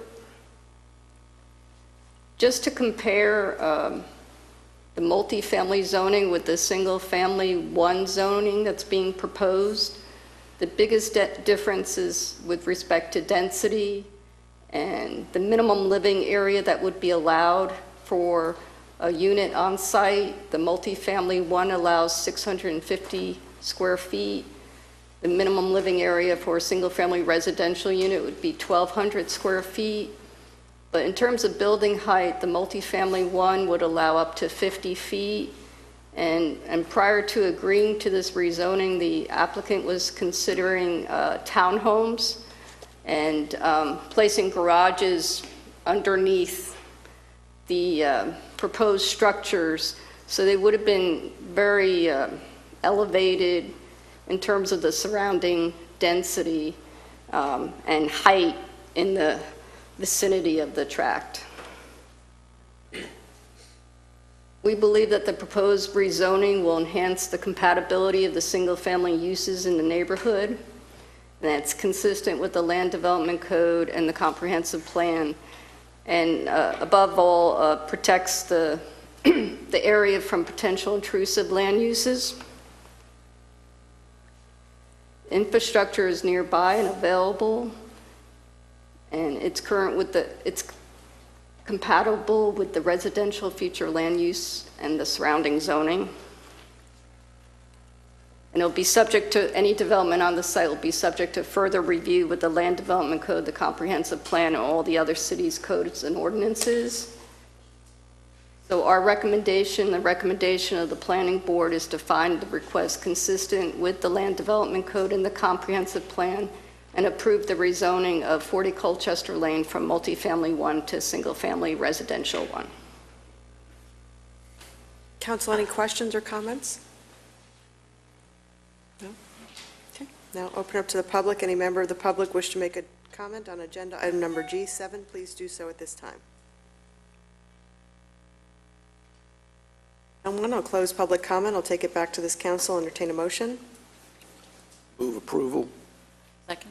Moved and seconded. All those in favor, please say aye. Aye. Any opposed? Seeing none, it passes unanimously. Agenda item number G8, a resolution update to the third amended and restated Palm Coast Park Development of Regional Impact Development Order. Mr. Landon. Mayor, City Council, you're seeing a number of these as we are seeing more and more interest in actually going vertical with new areas of town. This one is out on US 1. It is the DRI, Development Regional Impact, known as Palm Coast Park, which is a little misleading, but it's a multi-use type facility. And as they are starting to actually look at developing infrastructure and going vertical with structures, they're wanting to fine-tune some of the details that were approved over 10 years ago. So, Bill, I've stalled as long as I can stall. Bill's going to give you the details. Good morning, council members. We got to look at this a few months ago.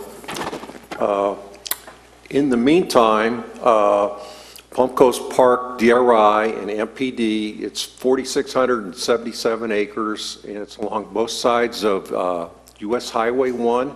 Extends all the way from Hargrove Grade all the way up and just north of Old Kings Road. And it's a mixed-use MPD and DRI.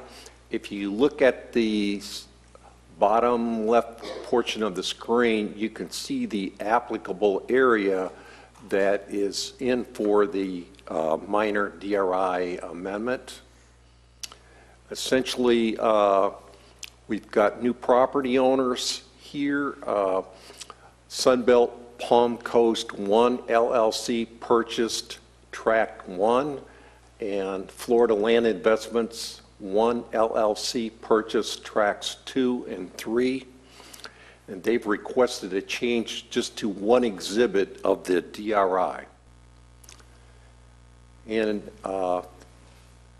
this exhibit B shows what we have right now. Now in this case, the north arrow is sort of tracking to the left side of the screen. So Hargrove Grade is in the bottom right-hand corner. So you can see tracks 1 and 2 down there. The light tan areas are the permitted soil extraction areas. And this is what the updated Exhibit B would look like. They would like to move the soil extraction areas from tracks 1 and 2 over to track 3 And on the next slide, you'll see a blow-up of this. So existing is on the left, and you can see there's 3 light tan areas where the soil extraction areas would be allowed. And it's now being proposed on the right-hand side of the screen to be in the hashed area there. And what that does is you can see the upland areas would be preserved. So what's happened when they started doing the wetland jurisdictional work with St.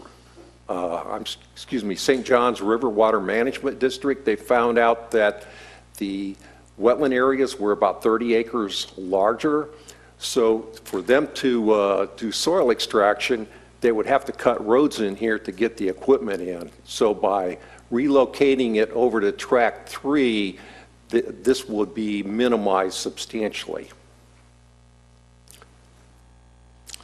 And staff's required to look at this, all proposed development orders with 5 review criteria. A, must not be in conflict with public interest. B, must be consistent with the Land Development Code and Comprehensive Plan. C, must not impose a significant liability or hardship on the city. D, must not create an unreasonable hazard or nuisance. And E, must comply with all applicable government standards.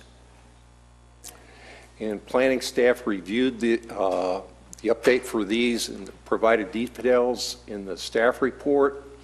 The changes will not increase the DRI entitlements or create a nuisance hazard or any compatibility issues. The soil extraction areas are already permitted in the DRI on tracks 1 and 2. It's just moving the entitlements over to track 3 to minimize wetland environmental impacts. And the changes will meet the Land Development Code and Comprehensive Plan. We did post 3 signs along US 1 adjacent to the tracks 1, 2, and 3.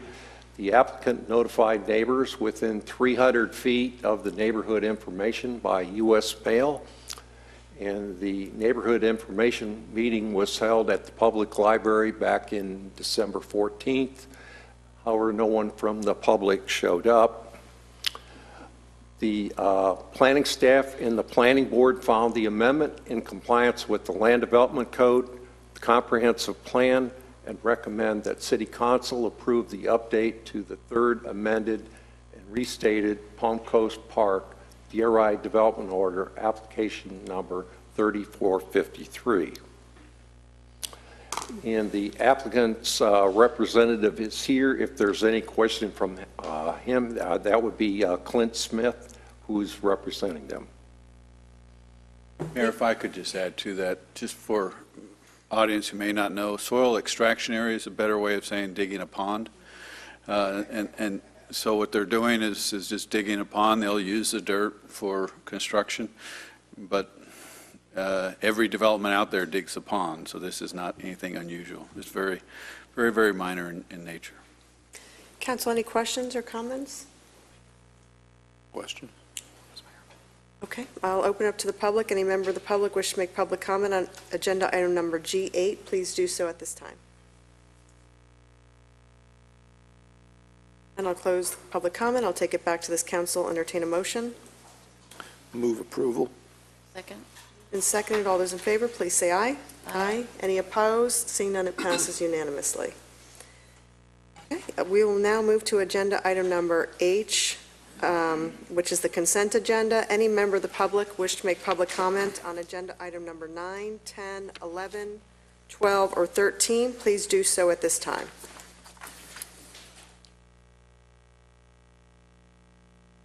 And when I'll close public comment, and I'll entertain a motion to approve the consent agenda.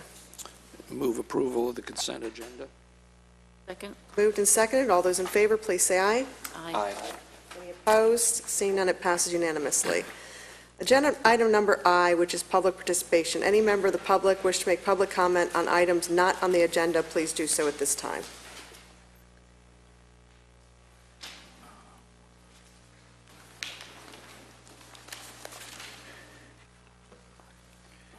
Louis McCarthy, Palm Coast.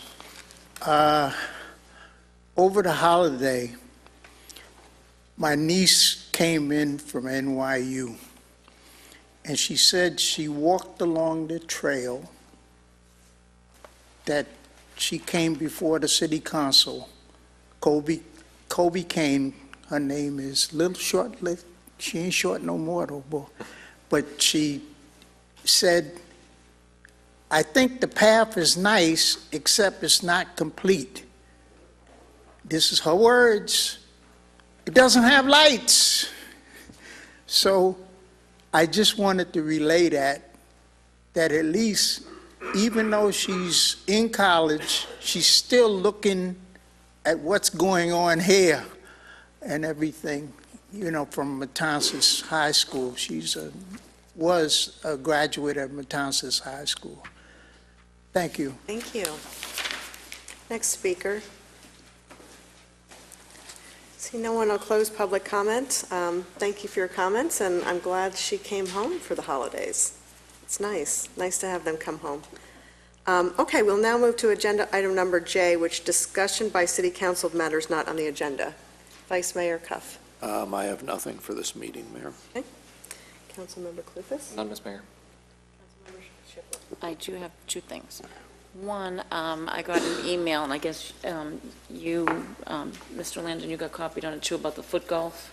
Are we going to move forward on that, or even have him come out and talk to us about that? I turned it over to Alex. I'm not sure where we are on foot golf, and I don't see Alex right now. Okay, I can get back in touch with him. He can get back to you as to... Okay. And the other thing was the lights on Lakeview.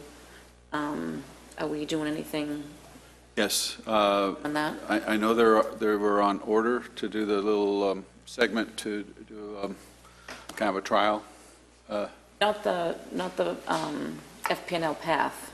Okay. I mean actual Lakeview. Oh, Lakeview, yes. Yeah, I asked for an update on that last week. The design is complete. It has been submitted to FPNL first part of this month, I think the first week of this month. So FPNL has to obviously review it and approve it. As soon as that happens, then we'll go out to bid. No, it won't go out to bid. It'll come back here because FPNL puts it up. But we'll have a contract between us and FPNL that will come to City Council. So it is moving forward, and the design is finished but needs to be approved. Okay. Discussion, and I have nothing. Discussion by City Attorney of matters not on the agenda. Nothing, Mayor. Discussion by City Manager of matters not on the agenda. Cindy has sent me a couple of things that are kind of our annual events. One of them is our men's futures tennis tournament, where we actually have the young professionals coming to Palm Coast January 26th through February 4th at our tennis center. That is always a highlight for anybody that enjoys watching tennis. And then she is trying to get everybody to put on their calendar the Birds of a Feather Fest. Always is tough for me to get right. February 9th and 11th, that weekend. So a lot of things. Stay tuned. A lot of activities for kids, adults. Not just going out and on our trails and doing bird watching, but a lot of activities here at City Hall and the like to people would like. So, but Mayor, with that, I have nothing further. In that case, I move we adjourn.